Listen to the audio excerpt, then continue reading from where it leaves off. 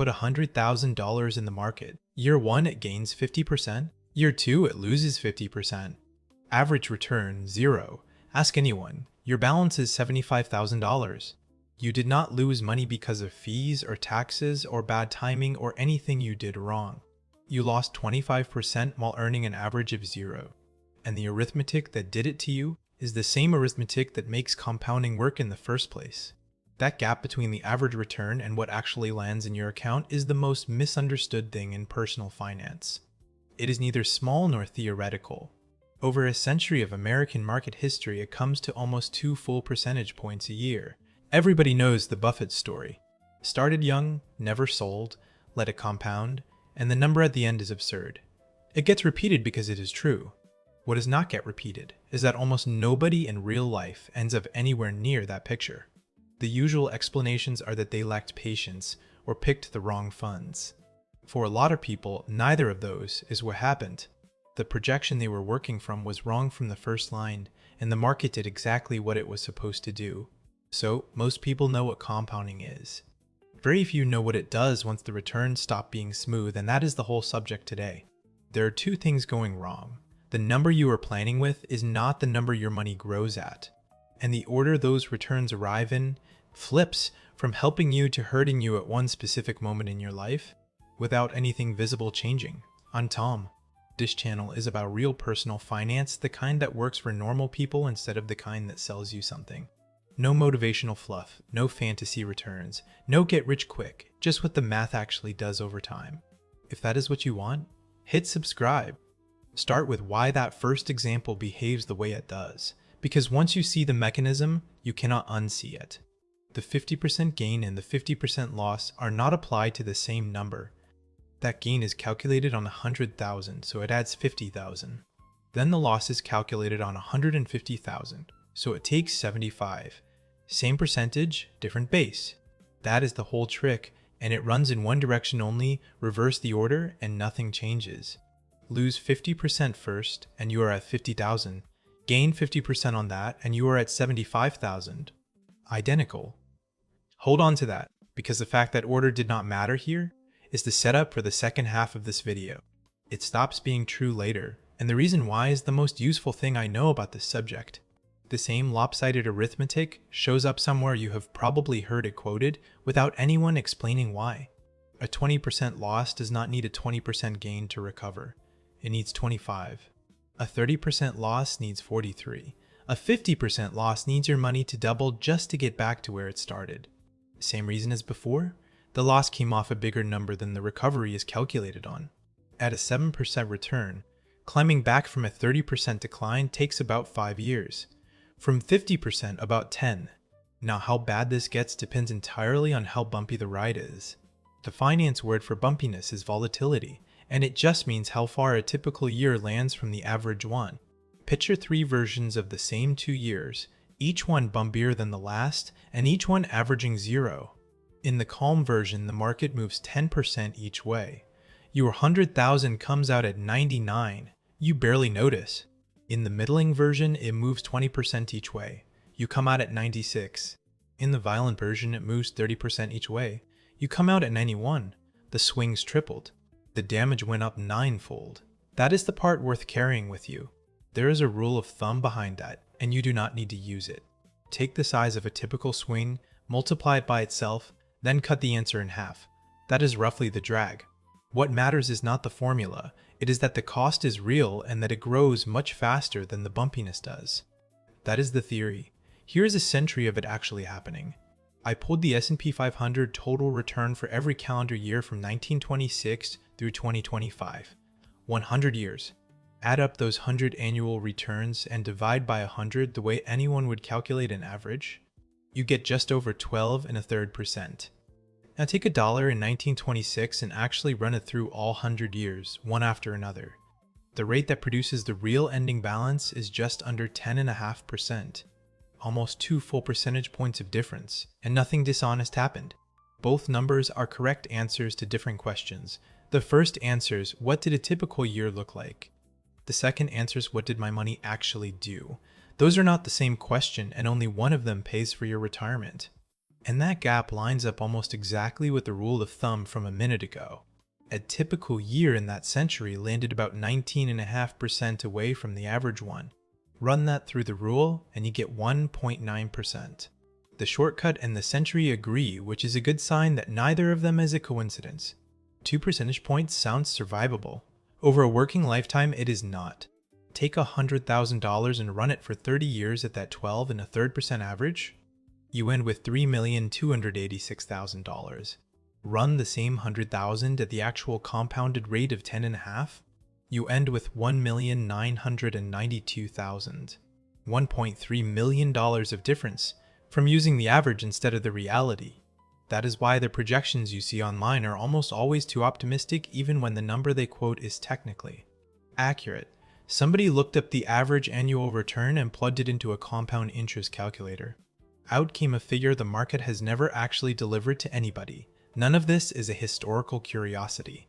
Run the actual decade from 2000 through 2009, add up those 10 annual returns and average them, and you get positive 1.2%. Slightly up. A flat but not disastrous decade. Now run $100,000 through those years in the order they happened. You end with $90,183. The average said you gained. In reality, the money lost about 9%. The gap for that decade was about 2.2 percentage points a year. That is larger than the century-long figure because those particular years were unusually violent. 2 crashes of 37 and 22% will do that. Anyone who planned that decade using its own average would have been off by about $22,000 on 100,000. If you take one practical thing from this half of the video, it is this. When somebody quotes you a long-run market return above about 10%, check what they are measuring. They are probably quoting the average of the years rather than the growth of the money. The honest number for planning purposes is around 10% before inflation and around 7% after. That 7% is the figure this channel uses. Now you know where it comes from and what has already been subtracted out of it. That is the first thing most people get wrong. Here is the second, and it is stranger. Go back to that 50% example for a second. I showed you that reversing the order changed nothing. 75,000 either way. That was true, and it was true because of one condition. Nothing was moving in or out of the account. The moment money starts flowing, order becomes everything. And which order you want depends on which way it is flowing, which is the part almost nobody has worked through. Take 10 years of returns. 5 bad ones averaging about -2%, and 5 good ones averaging about 15. Arrange them 2 ways. Bad decade first, then good, or good first, then bad. Same 10 numbers, same average. Only the order differs. Case 1.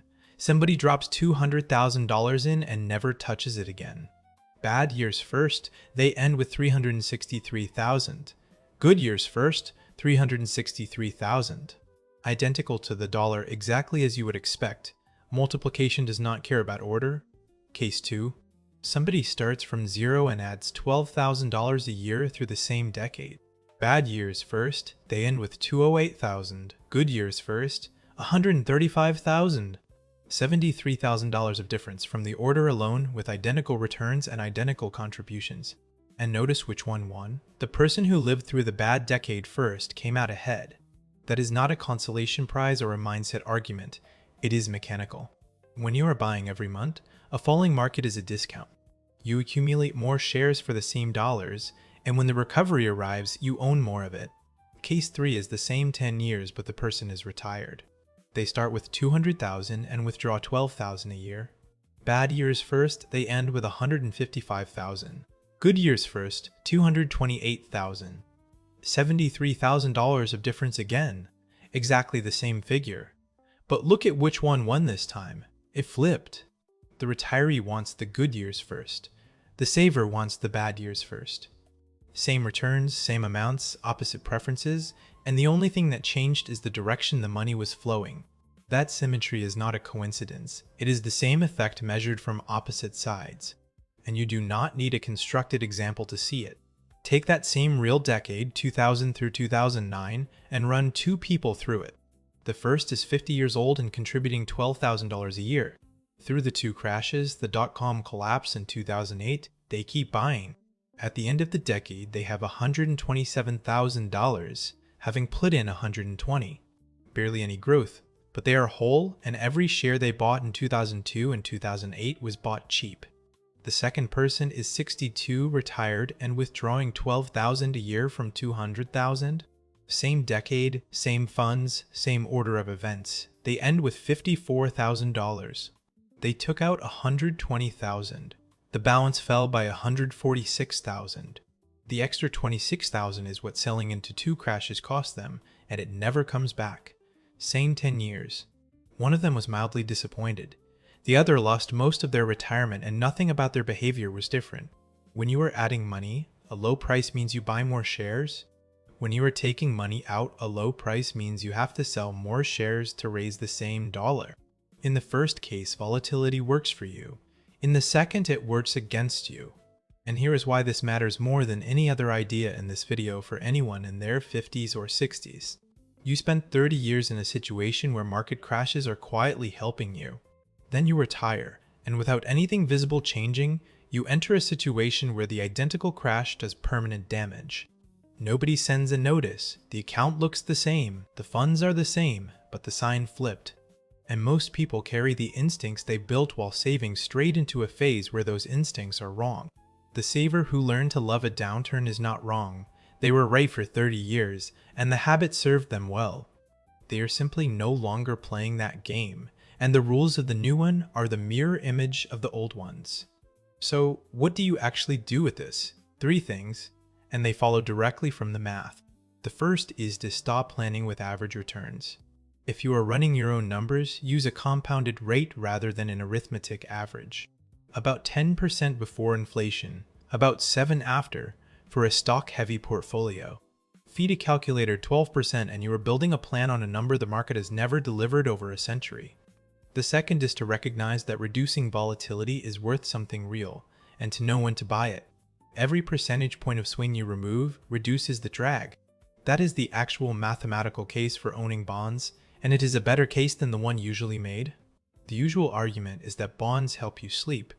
The real argument is that a portfolio with smaller swings converts more of its average return into actual growth, but that comes at a price because bonds have a lower average to begin with. Historically, stocks have returned about 7% after inflation and bonds about 2%. So you are trading away average return to reduce drag. For somebody with 30 years ahead, that trade is usually bad. The extra average is worth more than the drag it costs.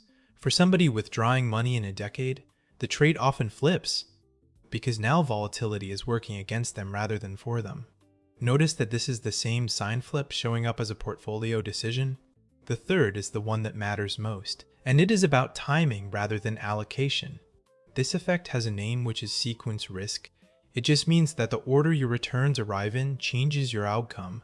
The window where it does the most damage is roughly the 5 years before and the 5 years after you stop working. That is when your balance is at its largest and money is about to start flowing the wrong way. A 30% decline at 40, while you are still contributing, is genuinely good news that feels terrible. The same decline at 63, in the year you start withdrawing, is the single most dangerous event in a retirement plan. Same event, opposite meaning. The difference is entirely which side of the flow you are standing on. There is a practical version of this that applies to anyone within about 10 years of stopping work. The standard advice is to shift toward bonds as you age, and the usual reason given is that you can afford less risk.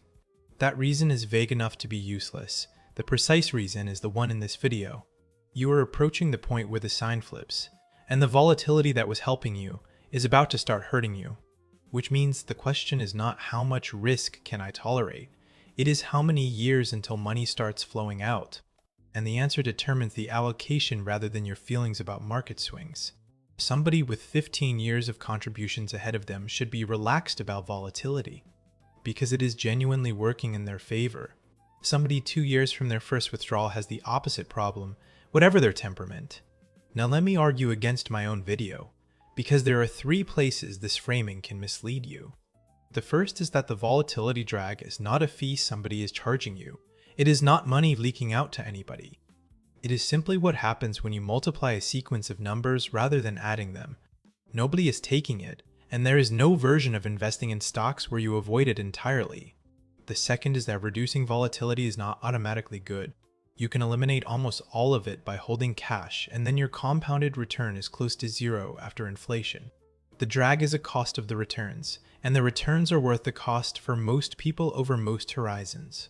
The third is that I have used 100 years of American stock returns throughout, and one country over 1 century is a single sample. The United States happens to be the best performing large market of that century. That is a fact worth holding lightly when you extrapolate from it. The relationships hold in the mathematics regardless. The specific numbers are history, not prophecy. So here is the whole thing. The average of the annual returns is not the rate your money grew at, and the gap between them is roughly half the variance.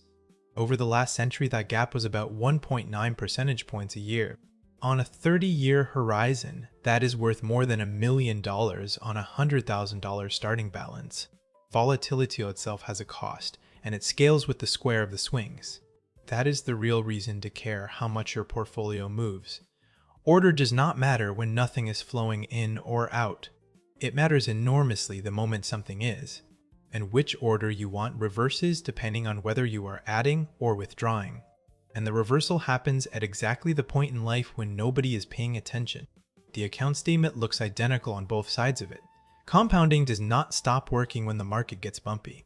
It works exactly the same way it always did, on every number you hand it in the order you hand them over.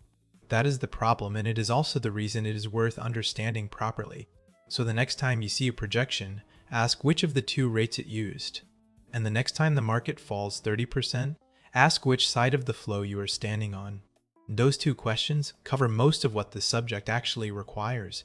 If this was worth your time, hit subscribe. I will see you in the next one.